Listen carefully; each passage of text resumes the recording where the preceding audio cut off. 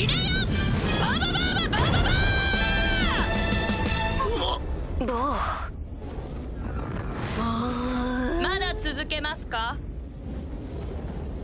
bien salut à toutes et à tous, c'est Jean, c'est Mokido pour parler de Tomber sur Tour. Vous l'aurez compris, on se retrouve pour la review de l'épisode 2 de Fire Force. Je comptais faire une review de l'épisode 1 pour être honnête avec vous, mais je n'ai pas du tout eu le temps parce que l'épisode 1 est sorti pendant la Japan Expo. Je suis rentré chez moi un peu tard, j'avais d'autres trucs à taffer en priorité et à sortir en priorité sur la chaîne. Et puis l'épisode 2 est sorti avant même que j'ai eu le temps de dire ouf.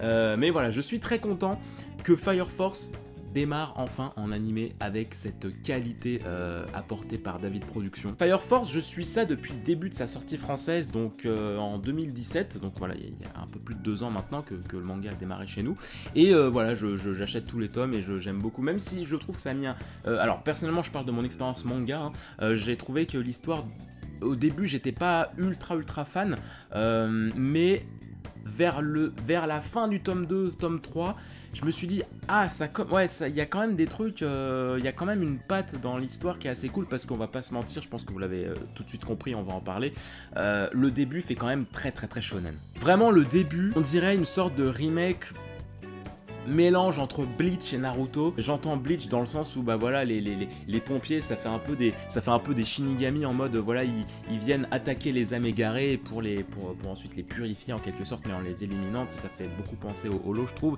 Et puis ça fait très Naruto avec bah voilà, Shinra qui est considéré comme un démon, qui est perçu comme un démon aux yeux de tout le monde et qui cherche de la reconnaissance en voulant devenir un héros. Voilà, ça fait très penser à tout ça, je trouve. Et puis le début met vraiment en place l'univers assez shonen assez rapidement. J'avais entendu ce défaut et je suis assez d'accord, le fait que dans l'épisode 1, même si je trouve que ça empiète pas tellement sur l'histoire, je trouve qu'on a les flashbacks un peu trop tôt sur Shinra, quand on voit qu'il y a quelque chose qui a fait flamber sa maison, etc., qu'il a perdu son petit frère et sa mère. C'est le genre de drama qui vient peut-être un peu tôt, qu'on aurait peut-être envie de voir plus tard. On aurait peut-être envie de d'abord plus s'attacher à Shinra, on aurait peut-être voulu plus avoir affaire à son sourire un peu bizarre, son petit sourire malaisant, son tic de sourire. Voilà, on n'a pas eu le temps de trop s'accrocher en fait à ça, à cette vision du personnage. On n'a pas eu le temps de trop s'y attacher, que ça y est, on nous balance son histoire. Moi j'aime bien justement quand on s'habitue à un personnage et que plus tard on se dit ah ouais, ok, en fait il est comme ça parce qu'il a vécu tout ça. Mais au final, encore une fois, ça fait très Naruto, parce que Naruto, dès le premier épisode, tu apprends ce qui lui est arrivé en fait. L'opening, j'aime beaucoup. La musique, le clip, peut-être un peu moins, mais la musique j'aime beaucoup. L'ending, j'aime bien la musique et le clip aussi. Et puis bah l'animation c'est terrible. L'animation, les couleurs, c'est... Aïe, ça fait plaisir quoi, ça fait plaisir. On va parler de l'épisode 2 bien évidemment, même si techniquement il était un peu moins impressionnant l'épisode 2, il l'était quand même sur certains points, en termes de l'animation des flammes entre autres, cette espèce de... Lorsque Maki utilise sa boule de flamme à la fin de son combat contre Shinra, la façon dont les flammes sont animées, c'est ces formes qui virevolent comme ça, qui ondulent, je trouve ça vraiment mais super bien fait, super somptueux. Et puis bah bon, bien évidemment l'épisode 1 qui a quand même calmé à mon avis beaucoup de gens avec l'attaque de Shinra, c'était quand même assez magnifique.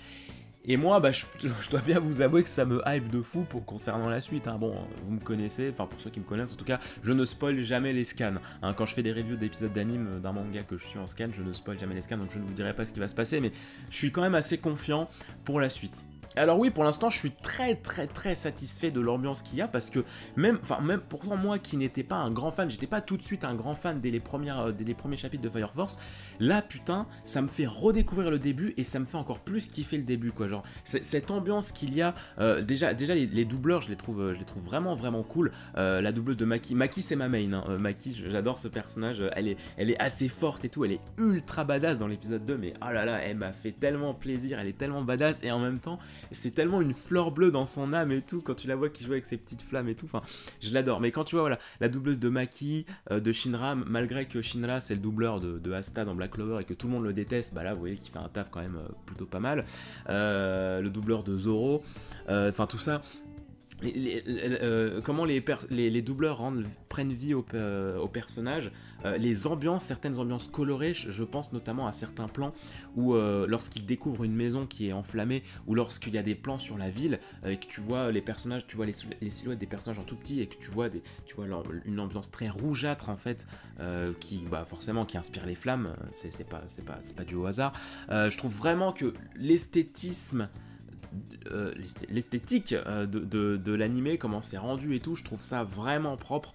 On plonge assez facilement dedans, et il y a ce délire je trouve qui est vraiment un peu la patte de l'auteur, et qui me fait forcément beaucoup penser à Soul Eater, c'est ce jonglage entre l'aspect humoristique et l'aspect dramatique. L'épisode 2 a beaucoup joué là-dessus. La première partie est très amusante, avec ce petit tournoi avec Maki notamment et tout. Et puis après, une mission. Et puis après t'as le commandant de la brigade qui explique bien à Shinra que l'importance de soutenir les héros et tout. En fait, son discours m'a fait un peu penser à My Hero Academia, lorsque les héros apprennent à rassurer les victimes et tout pour devenir des héros. Là, Shinra aspire à devenir un héros, mais son métier c'est pas vraiment ça, dans le sens où en fait leur métier c'est plus cacher la misère que vraiment sauver les gens en tant que tel, parce que lorsqu'ils débarquent, souvent c'est qu'il est trop tard, quoi. C'est qu'il y a déjà eu une combustion. Il est question après de sauver les victimes qui pourraient se trouver autour, mais en général leur mission ça consiste à quoi? Ça consiste à purifier les âmes, à abréger les souffrances des gens qui se sont mis à flamber. Donc voilà, il y a ce côté héros dramatique, je trouve, avec Shinra, dans le sens où leur métier consiste quand même... leur métier est né à cause d'une réaction très, très chelou, on en apprendra sûrement plus tard, et c'est ça que j'ai bien aimé dans leur mission de l'épisode 2, c'est que putain c'est vraiment triste, quoi, quand tu vois la petite qui a perdu ses parents et qu'il n'y a absolument aucun moyen de les ramener. Là c'est cool, là on sent déjà une patte différente, on sent quand même une tournure de shonen très différente. Premier épisode, première moitié du deuxième, ça fait très shonen, très classique. Il n'y a pas grande surprise scénaristique, il n'y a pas de truc où tu te dis waouh, ok. Personnellement je trouve que hormis la technique, il n'y a rien qui te fait baver, mais par contre le début la fin de l'épisode 2, ça commence à devenir intéressant.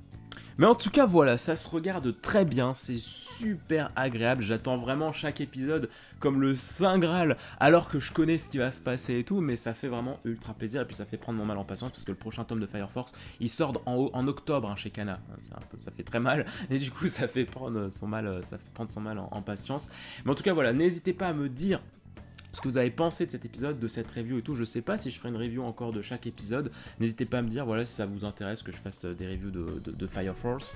Mais en tout cas, je suis content que l'animé démarre, parce que enfin je vais pouvoir parler de cet animé avec plus de gens. Je me sentais un peu seul, ouais, moi je suis voilà, comme je disais, les parutions françaises avec plaisir, mais j'ai pas grand monde avec qui en parler. À chaque fois qu'il y a des révélations et tout, je suis en mode mais putain c'est trop bien, mais je peux en parler à personne, et du coup là avec l'animé ça va ramener du monde, et je suis content, je suis vraiment content. Donc n'hésitez pas à vous abonner si cette review vous a plu, si vous comptez continuer les reviews, l'animé de Fire Force, et que vous aimeriez d'autres reviews. Il y a les reviews de One Piece à côté, mais pourquoi pas jongler avec celle de Fire Force. Je vous dis à très vite pour de prochaines vidéos, portez-vous bien, passez un excellent été, et je vous souhaite le meilleur dans votre vie, dans votre entourage, et puis bonne continuation sur la chaîne de l'Archipel. Tchou.